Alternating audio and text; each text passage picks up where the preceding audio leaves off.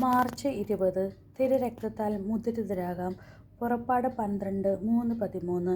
Israel സമൂഹത്തോട് മുഴുവൻ പറയുവിൻ, ഈ മാസം 10-ാം ദിവസം ഓരോ കുടുംബത്തലവനും ഓരോ ആട്ടിൻകുട്ടിയെ കരുതി വെക്കണം, ഒരു വീടിന് ഒരാട്ടിൻകുട്ടി വീതം.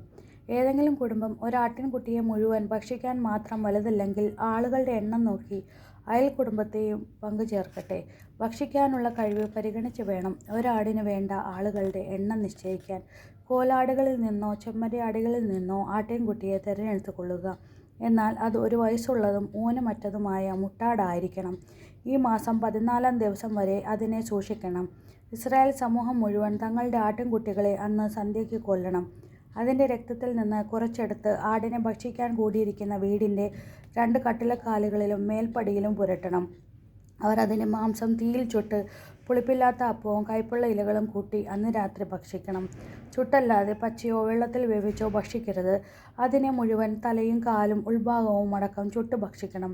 പ്രഭാതമാകുമ്പോൾ അതിൽ യാതൊന്നും അവശേഷിക്കരുത്. ഏതെങ്കിലും മിച്ചം വന്നാൽ തീയിൽ ദഹിപ്പിക്കണം. ഇപ്രകാരമാണ് അത് ഭക്ഷിക്കേണ്ടത്. അരമുറുക്കി ചെരുപ്പുകൾ അണഞ്ഞ് വടി കയ്യിലേന്തി തിടുക്കത്തിൽ ഭക്ഷിക്കണം. കാരണം അത് കർത്താവിൻ്റെ പെസഹയാണ്. ആ രാത്രി ഞാൻ ഈജിപ്തിലൂടെ കടന്നു പോകും. ഈജിപ്തിലെ മനുഷ്യരുടെയും മൃഗങ്ങളുടെയും ആദ്യജാതരെയെല്ലാം ഞാൻ സംഹരിക്കും. ഈജിപ്തിലെ ദേവന്മാർക്കെല്ലാം എതിരായി ഞാൻ ശിക്ഷാവിധി നടത്തും. ഞാനാണ് കർത്താവ്. കട്ടിലിലുള്ള രക്തം നിങ്ങൾ ആ വീട്ടിൽ താമസിക്കുന്നുവെന്നതിൻ്റെ അടയാളമായിരിക്കും. അത് കാണുമ്പോൾ ഞാൻ നിങ്ങളെ കടന്നു പോകും. ഞാൻ ഈജിപ്തിനെ പ്രഹരിക്കുമ്പോൾ ആ ശിക്ഷ നിങ്ങളെ ബാധിക്കുകയില്ല. സംരക്ഷകനായ ദൈവമേ, ഈജിപ്തിൻ്റെ അടിമത്തത്തിൽ കഴിഞ്ഞിരുന്ന ഇസ്രായേൽ കുടുംബങ്ങളെ ശിക്ഷയിൽ നിന്ന് ഒഴിവാക്കാനായി അവരോട് പെസഹ ആചരിക്കാൻ അങ്ങ് ആവശ്യപ്പെടുന്നു. കട്ടിളപ്പടികളിൽ പതിയുന്ന കുഞ്ഞാടിൻ്റെ രക്തം രക്ഷയുടെ അടയാളമായി പരിഗണിക്കപ്പെടുന്നു.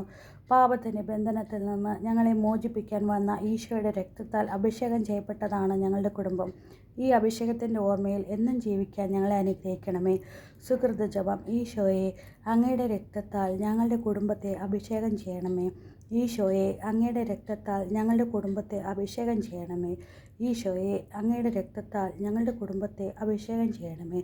നമ്മുടെ കർത്താവായ മിശിഹായ്ക്ക് സ്തുതി.